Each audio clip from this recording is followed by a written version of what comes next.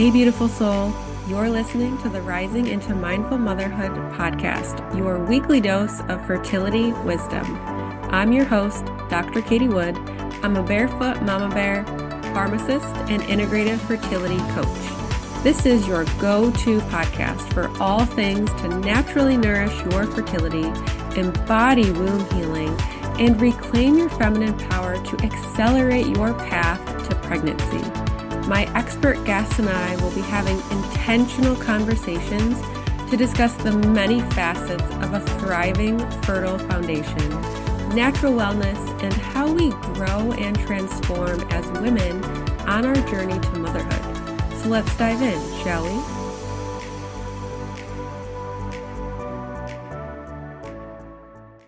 Hello, and welcome to the Rising into Mindful Motherhood podcast. I am excited to record this episode. I'm actually recording it a little bit earlier than I typically do, but I have this topic that I'm feeling really called to talk about, and it might ruffle some feathers, and I'm okay with that. I think with all of the personal development inner work that I've done, being in the coaching industry, I have accepted, and you have to accept, that you are not going to be everybody's person, right? I'm not going to be able to please everybody, and that's okay.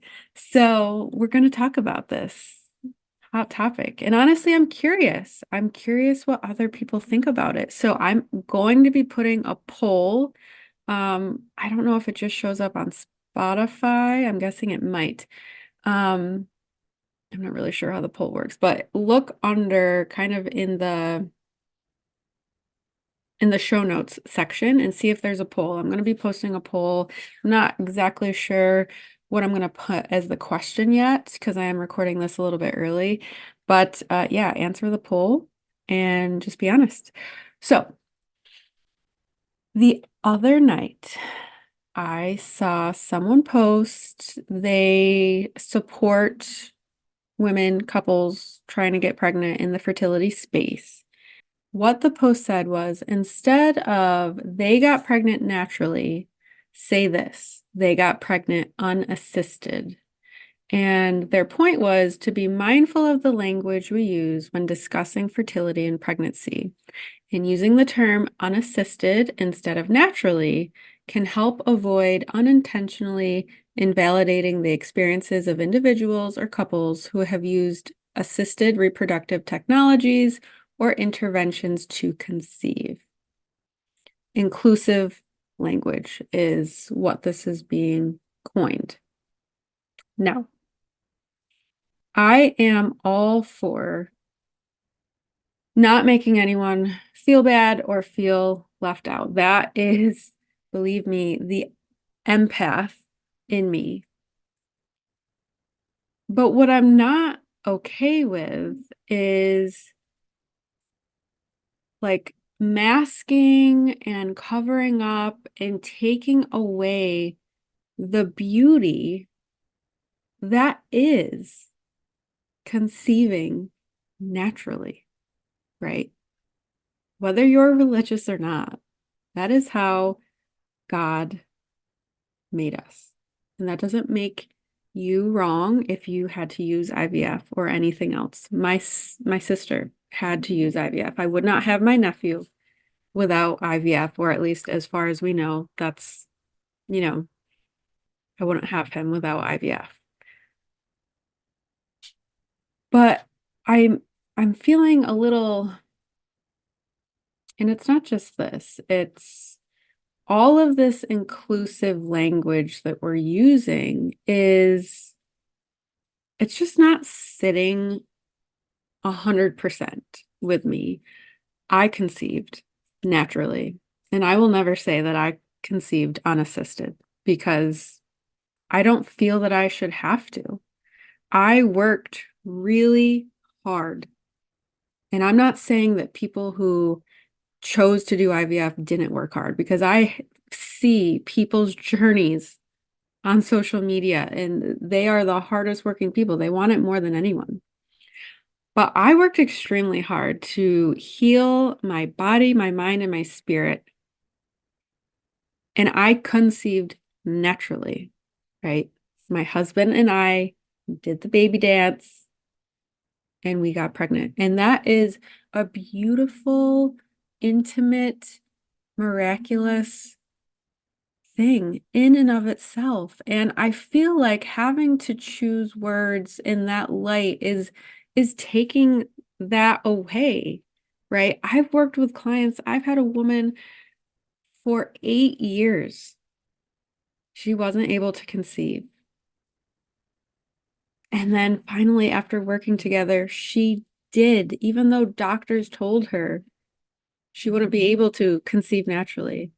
And now I'm expected to take that away from her and say she got pregnant unassisted. That just doesn't sit well with me. I don't know. I also feel like, and this is my hope for anyone who decides to move forward with either ovulation inducing medications, IUI or IVF, that was a conscious decision that they made. They made that decision to do that, whether that wasn't their ideal choice, right? There are some couples who have genetic issues or anatomical issues where IVF is legit the only way that they can get pregnant. Otherwise, in my mind, it is a choice. It's a decision. And I think a part of where I'm just not totally buying this inclusive wording is doctors push IVF so quickly, so fast, so irrationally. You're 40, you need IVF. That's your only option. You have PCOS, you need IUI or IVF. Only option. That's it.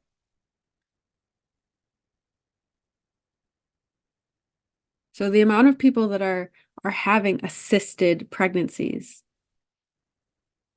is almost, that number is like inflated because it's being pushed on people. And a lot of people aren't aware of their options or educated or even empowered enough to know, like, no, I have other options. I can work on this myself.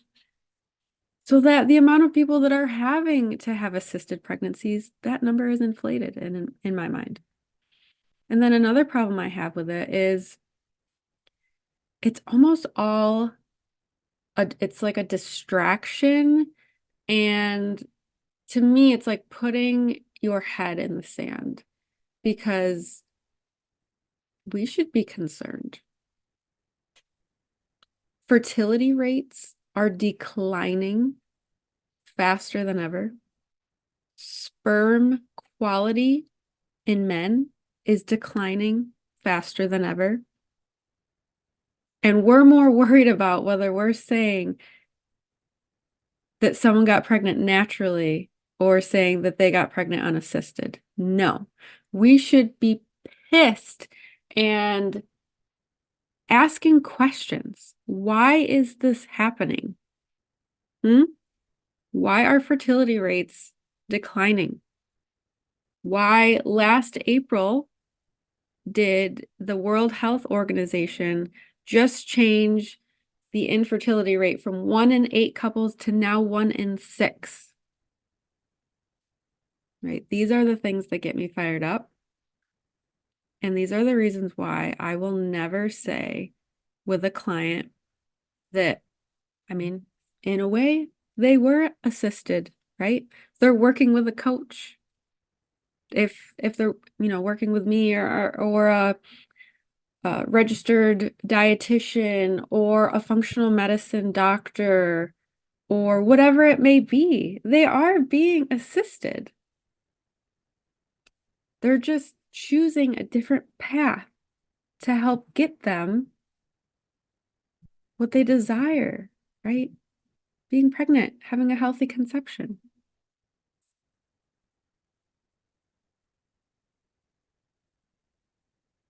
And for me, I'm just kind of like sitting back and I'm looking at the big picture, right? I had a home birth, unmedicated. That was a decision I made. And by the grace of God, I was able to do it at home. I know that that doesn't always turn out the way people want, right? Birth is something that we cannot control, just like fertility is. But are we gonna eventually have to say, I gave birth unassisted versus I gave birth naturally? I'm not saying that C-sections are wrong. I'm not saying any of that. C-sections can be life-saving for both mom and baby. But again, I hope that that mom was able to make a conscious decision. I mean, obviously there's the circumstances of emergency C-sections and things like that, but in an ideal world, I hope that that mom felt informed and empowered and made that conscious decision, with her partner, if there is one. But we're stealing, covering, and hiding the beauty that is being a woman, right?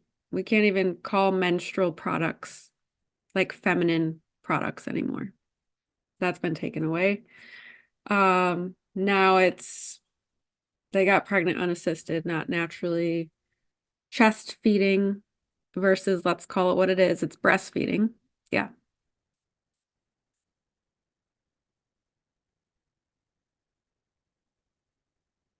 And again, I support whatever decision people want to do for themselves.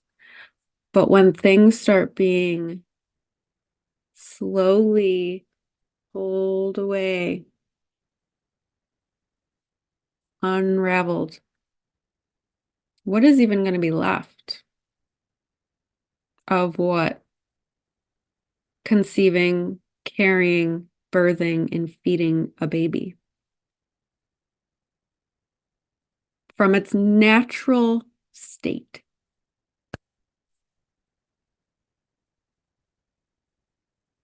So I'm very curious on your thoughts.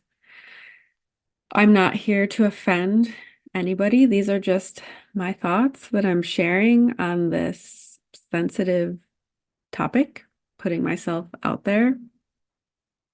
And it can be a little scary, but I'm going to stand in my power.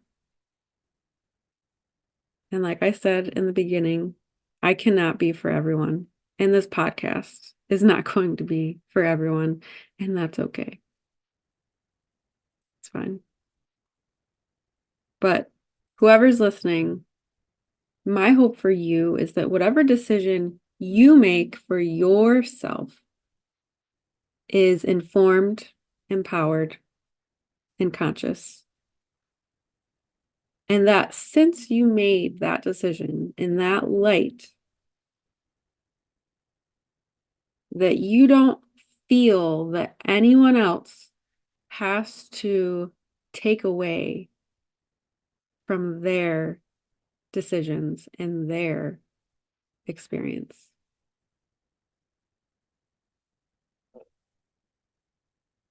Thank you for listening and being open for this conversation, and I look forward to seeing you on the next episode. Thank you so much for tuning in to the Rising into Mindful Motherhood podcast. If this episode resonated with you or gave you an aha moment, stop what you're doing right now and write a review. This simple act of kindness helps me get this podcast out to connect with as many women as I possibly can. I also have a special offer. If you send me a screenshot of your review, I will take $250 off one of my premium coaching containers. Let me know what resonated with you the most and why. So connect with me in my free Facebook community or tag me on Instagram. You'll find both listed below. Thanks again from the bottom of my heart for tuning in to this episode, and I'll see you next time.